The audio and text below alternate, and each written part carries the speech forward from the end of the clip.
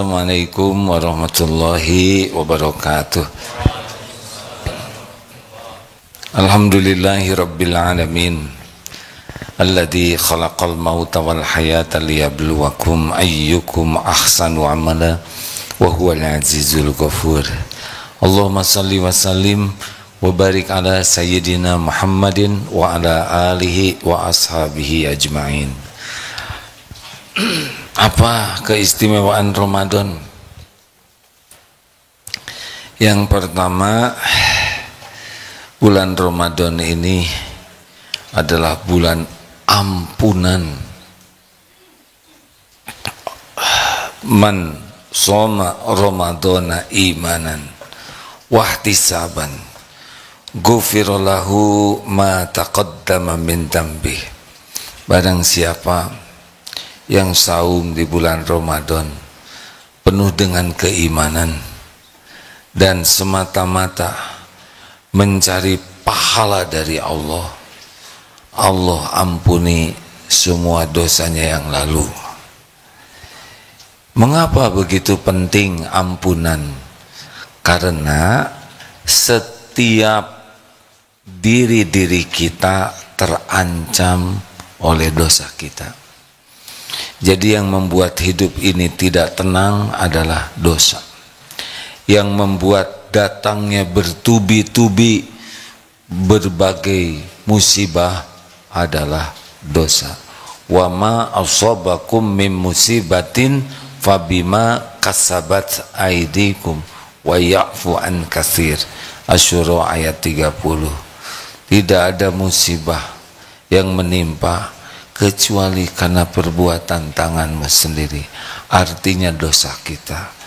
Kita terancam oleh dosa-dosa kita. Dari mulai balik, semua sudah dicatat. Semua maksiat kita tercatat. Semua maksiat yang kita lakukan, kalau tidak ditobati, akan berurutan datang menjadi berbagai musibah untuk kita. Kita tidak terancam oleh siapapun. Hakikatnya kita terancam oleh dosa kita sendiri. Kalaupun ada orang yang menyakiti kita, besar kemungkinan diundang oleh kita pernah menyakiti yang lain atau dosa-dosa lainnya. Makanya kalau ada yang mengatakan, kenapa ya hati saya selalu gelisah? Nanti anjurannya adalah perbanyak istighfar. Artinya itu memang ada dosa di sana. Ciri dosa itu dua. Satu gelisah, yang kedua takut ketahuan orang. Jadi jangan merasa aman ini. Hari demi hari kita itu akan berdatangan tabungan dosa dan maksiat, kecuali kalau diampuni oleh Allah. Dan Ramadan ini bulan ampunan. Coba lihat, dari 1 tahun ada 1 bulan yang paling mulia, Ramadan. Dari 1 bulan ada 10 hari terakhir yang paling top dari 30 hari. Dan dari 10 hari terakhir ada 1 malam yang lebih baik dari 1000 bulan. Dan pada malam Lailatul Qadar itu doa yang dimohonkan apa? Allahumma innaka afuwun tuhibbul afwa fa'fu anni. Doa ya Allah yang maha pengampun, pemaaf. Sesungguhnya innaka afuwun, sesungguhnya engkau pemaaf. Maka Allahumma innaka afuwun tuhibbul afwa, engkau mencintai kemaafan. Fa'fu anni, maafkan saya. Al-afu ini kalau dari ilmu yang didapatkan, bedanya dengan ghafur, kalau ampunan Allah ditutupi, tetapi al-afu dicabut, dihapus sampai ke jejak-jejaknya. Seperti orang berjalan di padang pasir, ada jejak, kemudian datang angin, hilang jejaknya. Dengan istighfar Allah tutupi dosa kita, tapi nanti jumpa ketika kita dihisab, ketemu hanya pakai tabir sehingga orang tidak lihat dosa kita. Tapi dengan al-afu, dengan kemaafan Allah ini tidak ada jejaknya. Mungkin di antara kita ada yang pernah punya jejak digital. Gimana menghapuskannya? Mudah saja bagi Allah. Tidak ada orang yang bisa membukanya.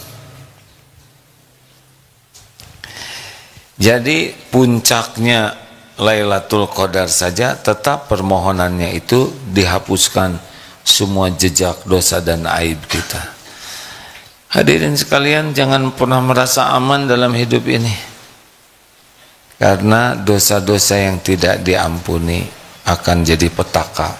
Nah, Ramadan ini bulan ampunan.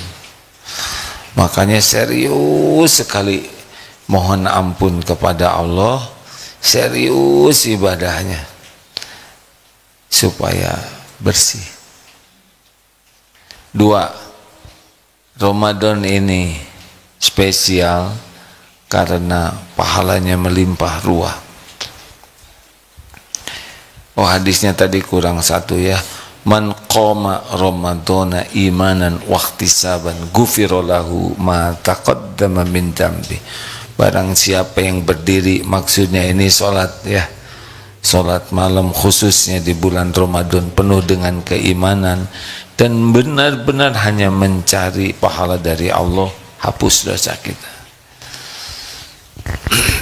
Ini kelihatannya tenang-tenang begini, punya dosa tidak sih? Hah? Punya tidak? Itu semuanya ada, sekecil apapun ada catatannya dan kembali kepada kita. Nauzubillah. 2, apa bulan Ramadan? Bulan pahala. Amalan sunnah dicatatkan wajib. Jadi semakin banyak sholat sunnah yang kita lakukan bisa menutup, mudah-mudahan ya, bisa menebus berbagai sholat-sholat kita yang kurang baik. Dan sekali sholat yang wajib 70 kali, kita gemporlah 70 rakaat. Jadi kalau kita bagus menggunakan kesempatan Ramadan memperbanyak sholat, bagus itu. Dan amal-amal lainnya dilipat gandakan. Semakin ikhlas, semakin berlipat. Khususan tentang sholat, coba selain menambah sholatnya, yang fardu tidak boleh ditambah, tapi rawatib tambahannya. Qobla subuh. Qobla subuh itu pahalanya dunia berikut isinya. Dalam safar pun Rasulullah SAW tidak meninggalkan qobla subuh. Sekuat tenaga 2 rakaat sebelum subuh jangan ditinggalkan. Kalau yang fardunya sekuat tenaga TBM, tepat waktu berjamaah di masjid. Ini memang sekarang hujan. Apa artinya hujan? Artinya air turun ke bumi, ya. Itu mah gampang ada. Artinya pahala ke masjidnya lebih besar karena harus melawan kemalasan, malas ke masjid. Tambah lagi ada alasan, katanya kan kalau hujan lebat tidak ke masjid tidak apa-apa. Masalahnya kita rumahnya di depan masjid dan sudah ada payung. Hujan lebat di padang pasir itu membahayakan karena lumpur, pasirnya turun, ada banjir. Kita hujan segini masih teratasi dengan payung. Benar? Jangan memudah-mudahkan sesuatu yang masih mungkin kita raih. Sholat isya berjamaah separuh malam dianggap sholat terus menerus. Sholat subuh berjamaah seperti sekarang sepanjang malam dianggap sholat terus menerus, pahalanya. Jangan tinggalkan. Wah kalau gitu saya mau isya dan subuh aja. Ciri-ciri orang yang bekal bagus itu ditolong Allah adalah justru duhur, asar, maghrib juga ke masjid. Karena begini rumusnya ya, kalau kita melakukan kebaikan dengan benar dan Allah menyukai, Allah akan memampukan kita melakukan kebaikan yang lain. Azan berkumandang, kita dengarkan, kita jawab, berhenti main HP.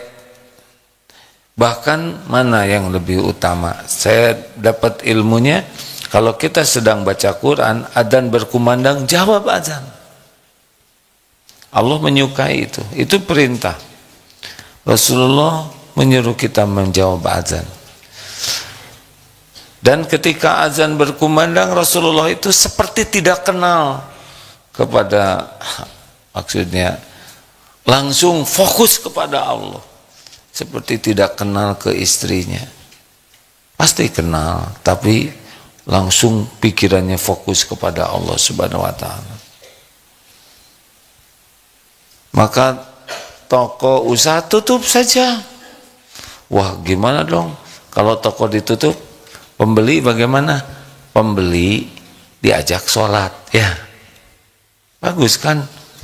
Nanti rezekinya jadi berkurang dong kalau tutup. Dengar, yang nyuruh sholat siapa? Allah. Yang membagi rezeki siapa? Allah. Masa aneh ya, kita nurut ke Allah terus Allah jadi nggak ngasih rezeki? Nggak mungkin, tidak mungkin sama sekali. Sudah tutup saja. Ini usaha-usaha di Darut Tauhid, setiap adzan tutup, tetap rezeki sesuai rencana Allah. Mustahil gara-gara kita mematuhi Allah kemudian Allah jadi menghalangi pemberiannya. Tidak, sesuai rencana Allah. Bagaimana kalau sedang pernikahan, azan, ya hentikanlah dulu suara apa yang tidak ada manfaatnya. Fokus jawab azan, sholatlah. Nanti dandan gimana? Ya didandanin lagi. Makanya jangan terlalu medok ya. Lanjut. Tepat waktu berjamaah di masjid. Gimana kalau rumahnya jauh dari masjid? Makin bagus dong, pahalanya makin banyak. Sahabat-sahabat sesudah mengetahui keutamaan pahalanya, jalan menuju masjid satu langkah menggugurkan dosa, langkah lain ngangkat derajat. Tapi kami naik motor, masa sambil ngeboseh? Jangan akal-akalan lah ya, Allah sudah tahu berapa jauh. Nanti ada pahalanya. Wudu dari rumah. Wudu dari rumah itu sunnahnya. Bagaimana kalau di jalan batal? Ya wudu lagi di masjid, ya itu mah sederhana. Setiap jalan dari, dengar, kalau ingin sholat khusyuk dari azan menuju sholat, stop untuk urusan duniawi, zikir yang banyak. Sudah berhentilah main HP terus. Dunia baik-baik saja kok, kecuali bagi orang-orang tertentu yang memang diberi amanah sehingga harus tetap memantau, yaitu beda urusannya. Tapi model-model kita, presiden bukan, ya kan, dokter ahli bedah bukan, dokter anestesi bukan, sudahlah. Kalau sudah azan menuju komat, sekuat tenaga gak usah buka HP.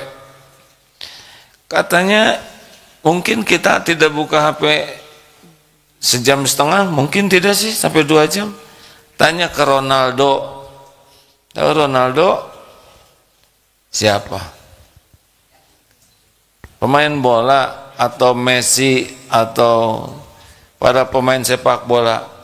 Saya lihat mereka tidak main HP, tapi mereka main bola, ya kan? Ada di lapangan sepak bola. Dan baik-baik saja. Kenapa kita dari adzan ke qomat begitu tetap lengket dengan masalah di HP? Emang dunia akan kacau kalau kita tidak jawab segera. Proporsional, ya. Tulis di statusnya tuh, maaf, sedang sholat. Halo? Kenapa seperti yang keberatan begini? Masih nggak tahu masalahnya, nggak tahu ya, dan tidak mau tahu. Allah mengetahui apa yang kita lakukan dari mendengar adzan pada waktu wudu. Wudu tuh yang betul, wudu itu menggugurkan dosa itu. Tetesan air yang jatuh tuh gugur dosa. Bagusnya kita merasa ini sedang digugurkan. Bagus. Kalau Imam Ghazali dulu menganjurkan sambil wudu tuh ya sambil tobat. Maksiat mata, maksiat mulut, maksiat tangan, maksiat pikiran. Jadi sudah wudu saja sudah anteng dengan Allah. Ayo hadirin. Lebih bagus lagi jaga wudu. Tiap batal sekuat tenaga wudu lagi. Coba Ramadan ini kan. Siapa tahu kita mati hari ini, kan bagus mati dalam keadaan wudu. Mau mencoba? Ya nggak mau, tidak apa-apa, tidak akan bertengkar. Coba rekan-rekan jaga wudu, batal wudu lagi, batal wudu lagi, tidak usah boros airnya. Sholat berjamaah di masjid, usahakan. Jangan mau sholat sendiri kalau tidak darurat ya, karena pahalanya beda. 24, 27 kali lipat. Sholat sunnahnya apa? Qobla subuh, jangan tinggalkan. Qobla duhur, berapa rakaat? 4 atau 2 boleh. Ada 10, ada 12 rawatib itu. Ba'da duhur 2, ba'da maghrib 2, ba'da isya 2. Kalau dihitung ini sudah 10 atau 12. Apakah boleh yang lain-lainnya? Tentu tahiyatul masjid, jangan duduk. Bagaimana kalau sedang azan Jumat? Apakah kita nunggu adzan selesai atau sholat? Nah, ini beda nih. Kalau sedang sholat Jumat, dengar adzan, yang ilmu yang didapatkan, sholat saja. Karena Rasulullah juga sedang khutbah Jumat, ada yang baru datang, suruh sholat dulu. Tahiyatul masjid, penghormatan ke masjid. Jadi tidak usah nunggu adzan selesai. Kalau ini sholatnya menjadi di dalam, khususnya yang diketahui dari sholat Jumat itu sholat saja. Jangan duduk ke masjid, datang duduk sebelum sholat dulu, itu adabnya. Tambah lagi sholat duha, yang paling awal syuruk itu ya. Dari ini sekarang, dari sholat subuh sampai waktu syuruk, diisi dengan zikrullah. Ini zikrullah nih, kita ini sedang belajar untuk mematuhi perintah Allah. Ada baca Quran, ada tafakur, ada membaca wirid-wirid. Itu pokoknya urusan dengan Allah. Nanti sholat sunnah 2 rakaat, pahalanya haji, umroh, sempurna, sempurna, sempurna. Wah, kalau gitu saya tidak usah haji. Ini pahalanya. Kalau ibadah haji kewajiban bagi yang mampu.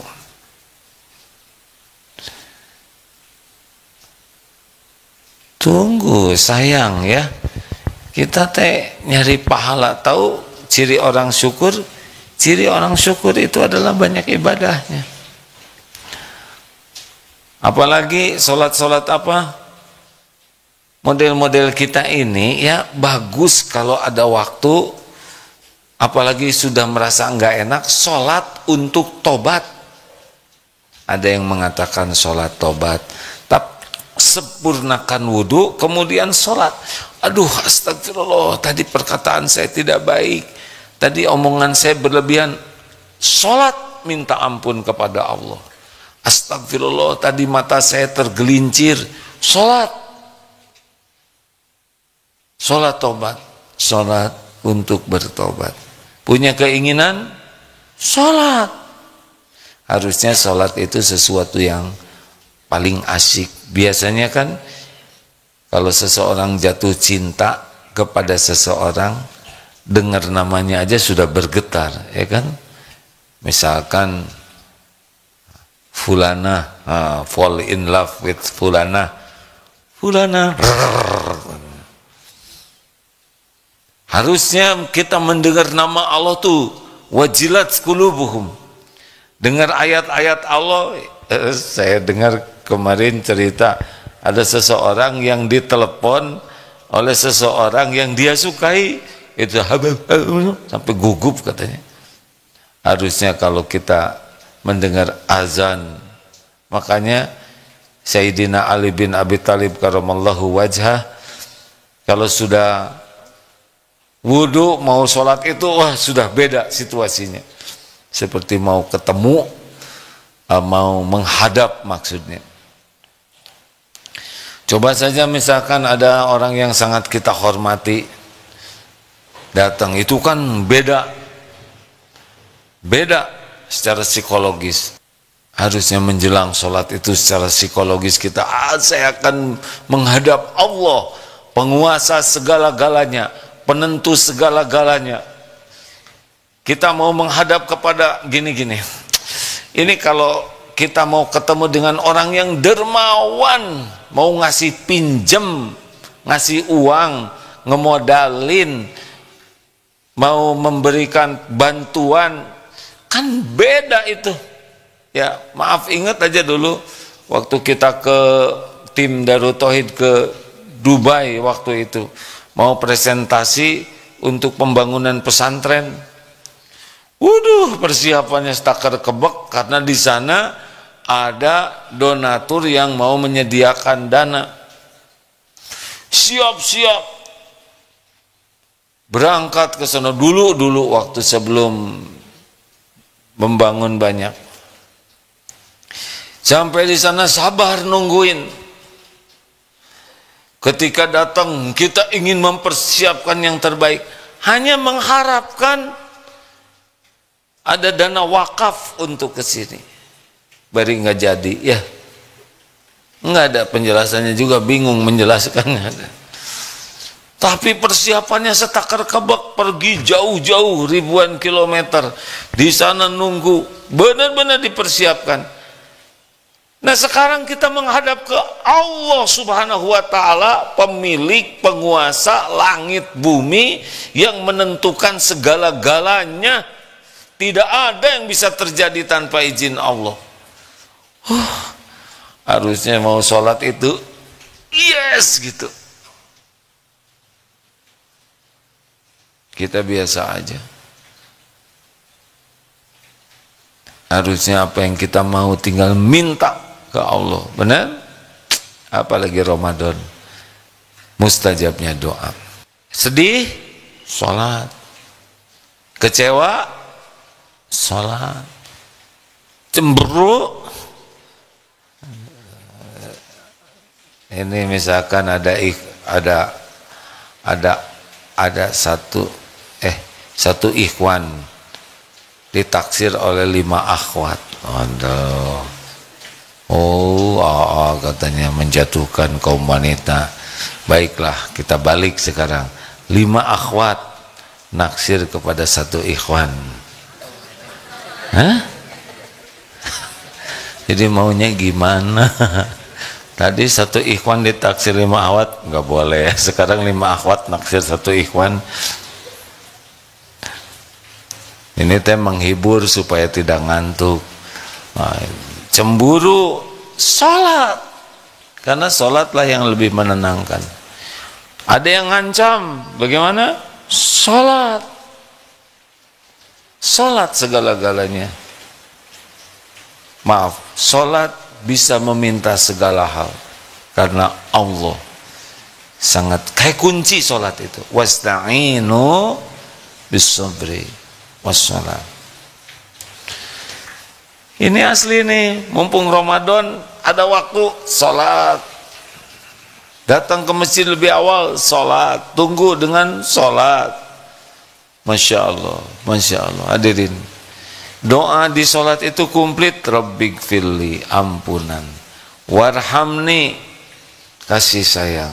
Wajburni, kecukupan. Warfa'ni, derajat. Kalau diangkat derajat itu artinya, salah satu artinya oleh Allah dicegah kita dalam perbuatan hina. Warzuqni, rezeki. Wahdini, petunjuk. Wa'afini, keselamatan.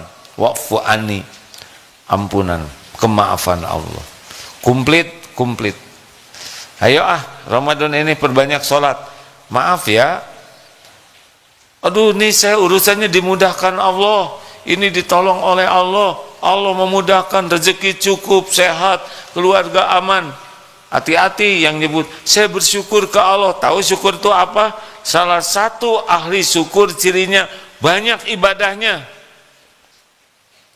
Jadi tidak cukup waduh kita bersyukur ya, lihat ibadahnya. Rasulullah SAW sampai bengkak kakinya, sampai pecah-pecah karena lamanya tahajud. Ya Rasul, engkau sudah diampuni dosa yang lalu dan yang akan datang, tapi ibadahmu seperti ini. Afala akunu abdan syakuro. Apakah tidak boleh saya menjadi hamba yang bersyukur? Jadi kalau ingin tahu ahli syukur, kuat ibadahnya, bukan cuma ngaku-ngaku. Wah kami mau bersyukur, lihat ibadahnya seperti apa. Kalau malas ibadah gak termasuk ahli syukur, baru ngaku-ngaku aja. Ingin ditambah nikmat dari Allah, jadilah ahli syukur. Cirinya adalah harus lebih kuat lagi ibadahnya.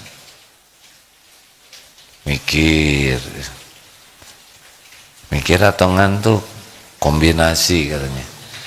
Saya ngantuk sambil mikir.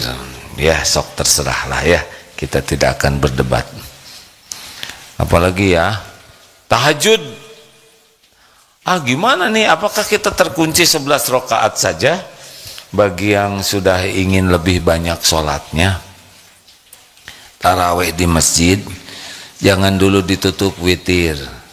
Kalau 11 di masjid, ya nanti sampai ke rumah sholat lagi. Nanti bangun sepertiga malam terakhir sebelum sahur, jam 3 sholat lagi. Saya ingin lebih panjang sholatnya, bawa mushaf, baca 1 rakaat 1 halaman, berarti 2 rakaat 1 lembar. Kalau ditambah 5 kali sholat lagi, 5 kali, udah 1 juz lagi itu malam-malam. Nggak kerasa diri. Kalau 1 rakaat 1 lembar, 2 rakaat 2 lembar, maka dengan mana sih? 5. Terserahlah hadirin, pokoknya yang banyak. Jadi mulai kita biasakan sholat itu jangan sholat yang ingin bacaannya pendek saja ya. Makanya maaf ya, kalau orang-orang yang diberikan karunia Allah bisa paham Al-Quran, pasti anteng itu sholat itu, anteng hadirin. Kita kurang anteng karena kurang ngerti bacaan. Kalau sudah paham, enak itu sholat itu ya. Makanya usahakan kursus memahami Al-Quran, bahasa Arab. Bolehkah kita kursus ngobrol? Boleh. Tapi kalau boleh menyarankan, yang paling penting dari bahasa Arab itu kita memahami Al-Quran. Halo? Kan itu betul buku petunjuk bagi kita ya, Kitabullah. Jadi Ramadan ini tambah sholatnya, tambah duha.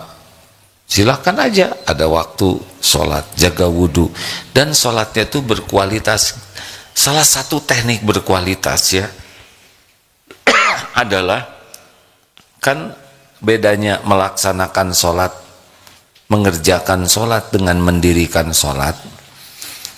Ciri khasnya adalah hadir dan menjiwai bacaan dan gerakan sholat. Itu kuncinya. Nah, supaya kita hadir, yang pertama harus dilatih bagi diri kita adalah takbir. Allahu Akbar. Ada yang di sini, ada yang di sini, sama, terserah ilmu yang didapat. Allahu Akbar. Ketika menyebut Allah Maha Besar, usahakan hati kita tuh hadir. Allahu Akbar. Allah Maha Besar. Allah lah yang menciptakan jagat semesta alam, yang menguasai, yang memiliki, yang menggenggam semesta alam, yang dahsyat sekali besarnya. Sedangkan dunia ini kecil tiada arti. Kita, we are nothing, enggak ada apa-apanya. Mulut menyebut Allahu Akbar, segalanya jadi enggak ada apa-apanya. Kitanya enggak ada apa-apanya. Masalah kita nothing bagi Allah Subhanahu wa taala. Benar? Urusan-urusan kita, urusan kerjaan, urusan keluarga, nothing, enggak ada apa-apanya dibanding kemahabesaran Allah.